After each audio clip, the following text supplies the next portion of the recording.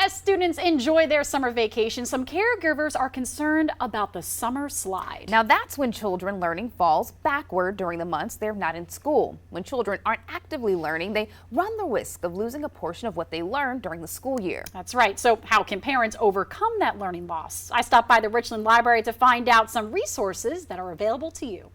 You have to go through at least 4 different hugs to get from the kitchen to the front room. 9-year-old Zanaya McClellan is staying active this summer. We go to the water park like splash pad, yes. But despite being outside the classroom, her mother Nicole finds time to incorporate some fun learning activities during break. I just want her to be prepared when she goes to school, so we do take out 30 to 45 minutes a day to do the reading, to do the questions, to find different ways to implement at home to make it fun and exciting and engaging and not just some to-do list that mom has for her to do. Like visiting the Richland Library. We stood there in our pajamas and waved them off of the dark.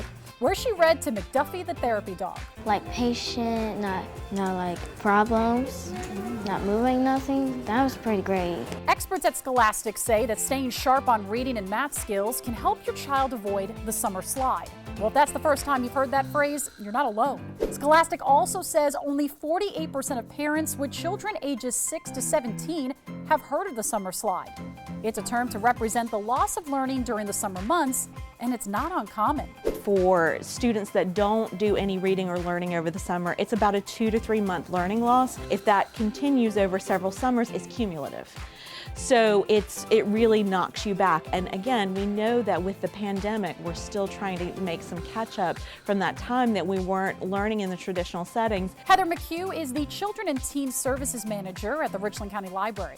She suggests simple things like practicing counting skills before dinner or reading street signs when driving to the next activity. You can listen to a book in the car, plan a trip, or go to the grocery store and have them be in charge of the budget, and they're taking and they're kind of keeping track of what we're spending as we go along the way. And so that feels much more active and engaging. And as for Nicole, she's working with Zanaya outside and in the home. We did a pizza making activity where we had to count out our pepperoni, we had to divide it up and do fractions with it. It was so much fun because I had her engaged, she didn't even realize she was doing math and science at the same time while cooking.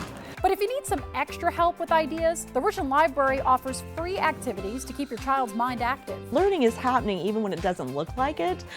We have things like Crafternoon. We just had our Wildlife Geeks. We had Soap Bubble Circus, which brought science into the library. So again, it feels like play, but we get a lot of learning in there as well. And dreamed about the next summer.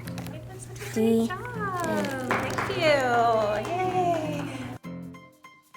Well, Zanaya was absolutely amazing with McDuffie the therapy dog there. And there are so many events happening at the Richland Library that you can still get a part of, including the Summer Reading Challenge. After working on this story, I can officially cross off some of that on our list this morning. So bringing a friend to a library event, as well as visiting a library location that I haven't been to. So don't worry, you still have plenty of time. You can visit the Richland Library's website and you can check off some on your list, and you can always let us know on social media as well. And we are always going to be continuing to check off our list all throughout the month here on News 19 this morning. Aaron, have you been to the Richland Library yet? It was so fun. We had a lot of events there that you can do, and also great ways to beat the summer heat. You're right about that, Christy. I have been to a couple libraries, and our libraries here in the Midlands are awesome. So of course,